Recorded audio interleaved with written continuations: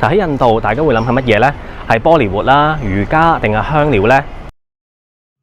Hello， 呢一個係嚟自2026年6月嘅陳書君啊，嚟自未來嘅我啊，同大家講聲啦，嚟緊呢條片咧本身係另作他用嘅，所以入邊嘅我咧好正經啦，好一板一眼啦，好主播腔啦，仲未跳出嗰個框框嘅，咁希望大家多多包涵啊，唔好介意，要反白眼都 OK 嘅。Alright，love you。呢一個國家咧未必係香港人嘅首選旅遊目的地，不過我而家就要出發啦，大家估下係為咗乜？出發啦！飛啦！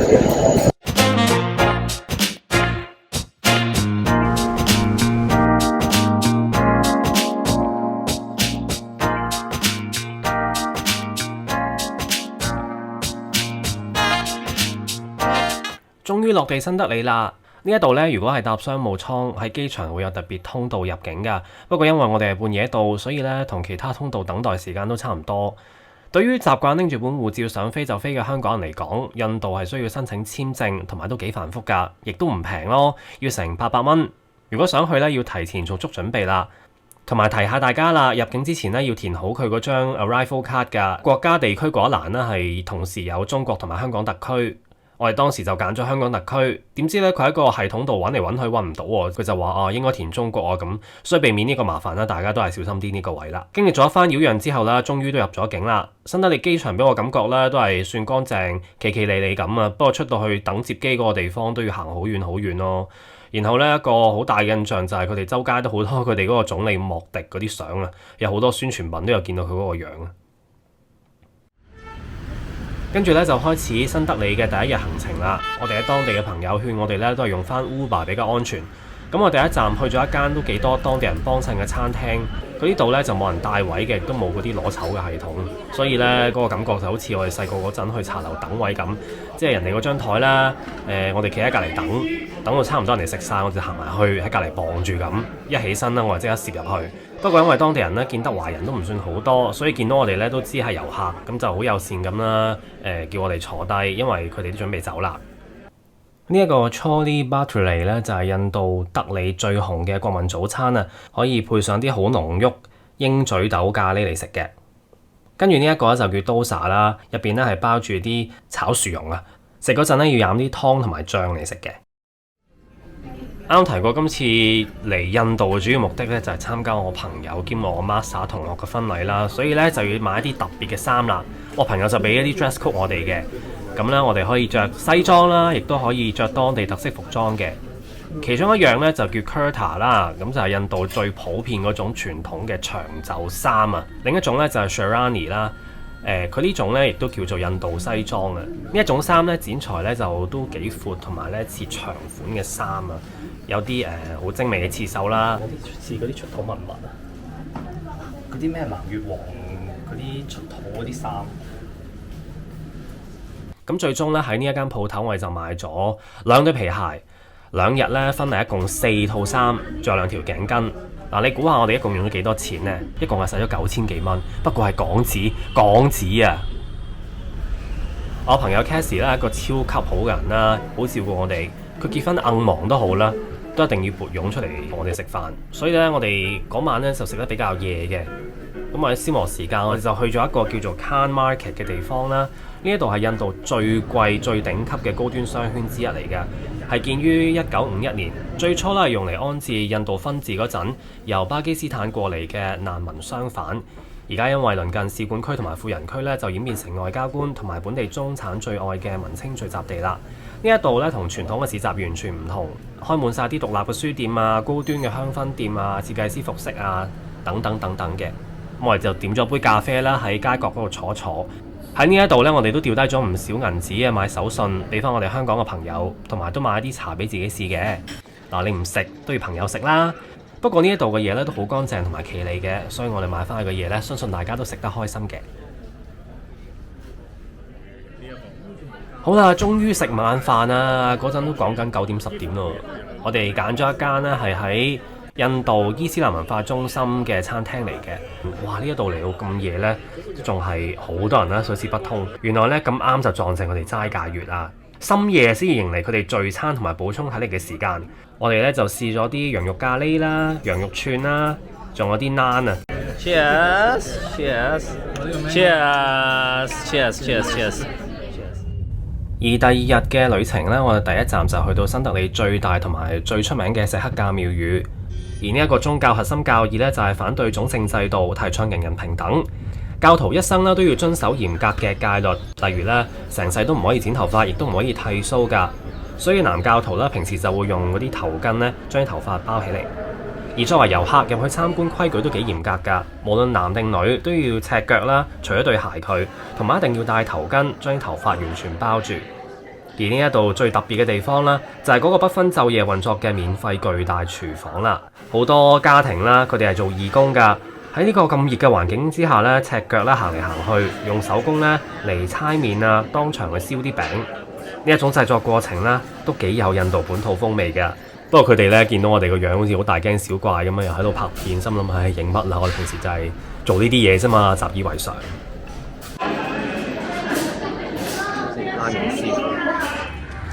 下一站呢，我哋就嚟到新德里嘅胡馬雍陵啦。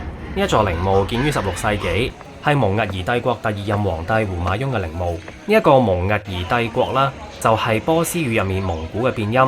皇室嘅身上呢，都流住成吉思汗嘅血統㗎。不過呢一位頂住硬漢血統嘅胡馬雍皇帝，歷史上最出名嘅咧係佢嘅死法啊！當時咧佢成手都抱滿晒書啦，喺圖書館嘅樓梯度行落嚟，突然間咧聽到遠處傳嚟禮拜嘅呼喚喎，咁佢就好習慣咁啦，想原地跪拜，點知一個唔小心就俾自己嗰件長袍棘親啊，碌咗落樓梯撞親個頭，3日之後就駕崩啦。當時嘅導遊啦都提我行樓梯嗰陣要小心啲啊，因為個皇帝係仆死嘅。個皇帝死咗之後啦，佢個王妃就傷心欲絕，所以親自主持修建咗呢一座陵墓。而喺建築史上咧，呢一座陵墓都好犀利㗎。佢印度第一座花園陵墓，亦都係之後震撼世界泰姬陵嘅建築嘅藍本啊！融合咗波斯嘅宏大穹頂同埋印度嘅紅砂岩工藝，並且用十字形水道咧將個庭院分成4個部分，呈現伊斯蘭教經典嘅4分花園設計，象徵住天堂樂園。呢一座咧就叫做靈希堂，因為外形咧大家更加習慣叫佢做蓮花寺㗎。不過咧佢最特別嘅咧唔止係外形，而係佢背後嘅巴哈伊信仰啊，亦都係以前咧大家聽過嘅大同教。呢一種信仰嘅核心咧就係人類一體啦。無論信佛教、信基督教、伊斯蘭教，甚至係無神論者咧，都可以好自由咁行入去。呢度俾我哋嘅一個文化衝擊呢，就係我哋只要架車停喺路口，就會不斷有人埋嚟敲窗，係起勢咁敲問我哋要唔要買嘢咯。咩人都有嘅，有啲係抱住小朋友，有啲係大肚嘅，有啲係普通人，有啲係老人家，乜都有。賣嘅都係好多，有嘢飲啊、嘢食啊之類嘅。呢個吸收嘅體驗係十分之新奇，因為佢喺個川流不息嘅車流人口嗰度行進啦，不斷避車避人啦，然後踩個位好落力，好落力，影俾你睇下轉頭。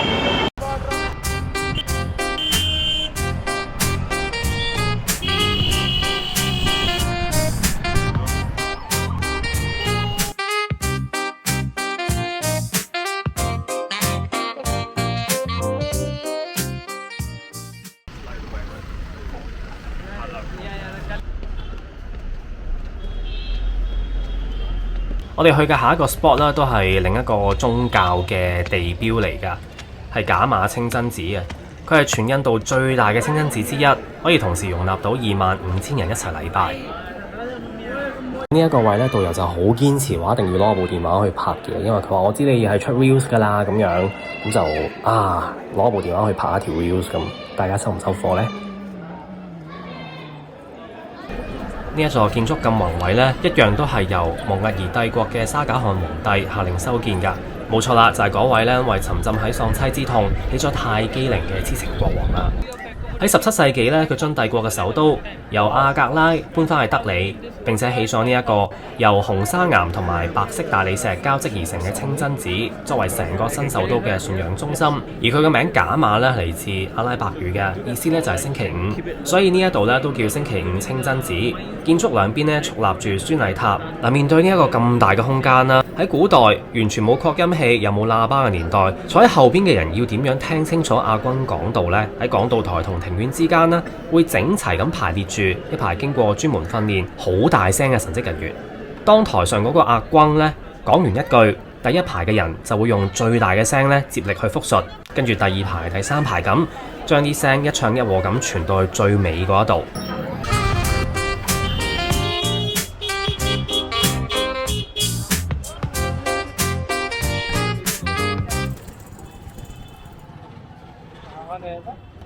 哇！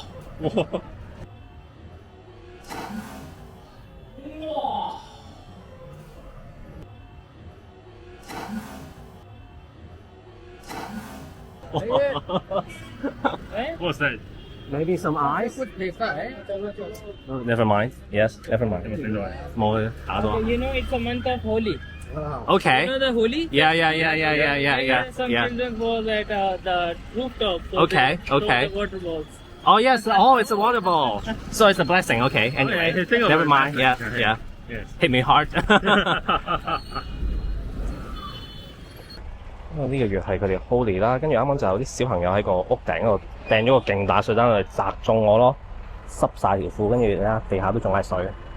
唔緊要啦，阿導遊話呢個係祝福嚟嘅，所以我都相信係祝福嚟嘅。我自己都會參加呢個 Holi， 預熱下先。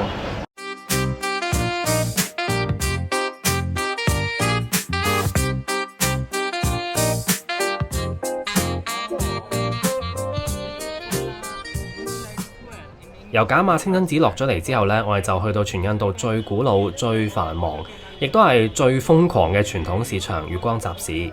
呢個名咧聽落真係好浪漫嘅，甚至有啲詩意添。不過現實環境咧，絕對會為我哋嘅視覺、聽覺、嗅覺都帶嚟一場極限嘅震撼。呢一度咧一樣係由沙賈汗皇帝設計建造㗎。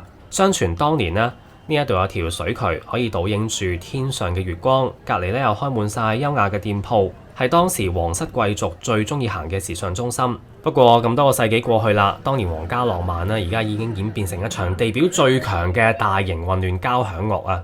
行入呢一度呢，好逼好逼，抬頭就會見到好多亂咁搭嘅電線啦，耷低頭就見到好多人啦，好多孭住寵物嘅一啲苦力啦、咕喱啦，仲有啲無孔不入嘅禿禿啦，我哋都係坐禿禿㗎。當我咧有啲 overwhelmed 啦，即係轟炸到有少少頭暈腦脹嘅時候咧，導遊喺街邊咧就請我飲咗杯好正宗嘅印度嘅瑪莎拉茶啦，瑪莎拉 chai。哇！睇呢個靚仔笑得咁開心，唔知佢俾咩我？哦，都係呢杯嘢嚟嘅。唔知大家有冇聽過啦？呢杯咧就係印度國民神茶，咁係用紅茶啦、牛奶加生薑咧，再溝啲肉桂啊、丁香嘅小豆蔻咁啲香料一齊去煮嘅。飲咗咧係可以提神嘅。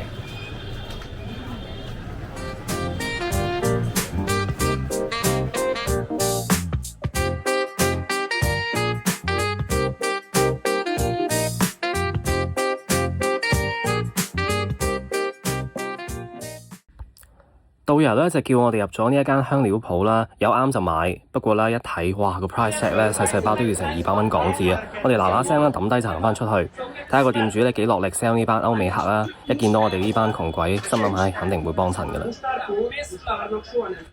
超級多人啊！呢度真係摩肩接踵啦，啲人會不斷湧埋嚟啦。呢度係舊德里一個好出名嘅香料賣雜貨嘅市場，雜不楞乜都有啦，有雜貨啦、嘢食啦、婚紗啦，乜都有咯，都係一個好特別嘅體驗嚟。睇到平時會喺印度social media見到嘅嘢。印度出名嘅香料咧多到數都數唔晒。呢一個市集賣嘅咧就有綠扣啦、小茴香啦、肉桂、丁香呢一啲㗎。嗱，我哋一行到入呢條巷咧，就咳到咧係停唔到啊！唔單止我哋啊，連導遊啦、當地人咧都咳到要揞住口鼻。我哋咧就估係克什米爾辣椒粉，雖然咧佢主打嘅係增色，唔係增辣。不過咧散發出嚟嗰啲好細微嘅辣椒顆粒啦，同埋嗰啲辛辣味啦，係會攻鼻到令人流眼水嘅。哇！仲見到啲人喺度賣藝，真係好誇張。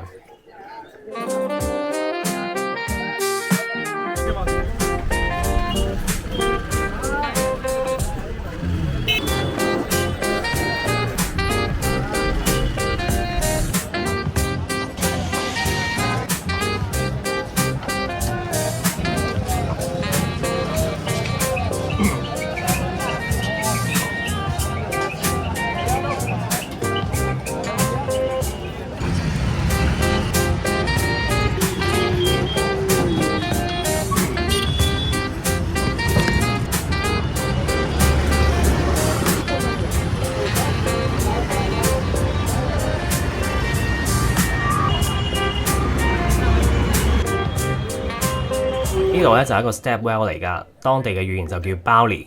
成個建築咧向下延伸，隔離咧就有啲好精緻嘅伊斯蘭式拱門。歷史學家咧到而家仲未完全確定都係邊一個起嘅，不過相傳呢，就係由一位傳奇國王起㗎，之後咧再由富商重建。以前呢一度除咗用嚟儲存雨水、對抗乾旱，更加拉係街坊一齊消暑聚會嘅落腳點。行咗成日德里，四圍咧都係古蹟，嗰種異域感雖然有啲怪奇，不過咧都有種好特別嘅美啊！好啦，呢一集街頭冒險嚟到呢一度，嚟緊呢先至係呢一次印度行嘅重頭戲，敬請留意啦！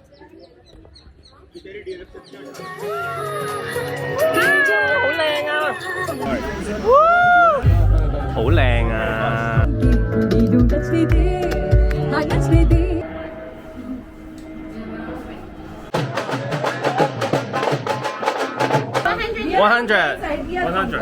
100 USD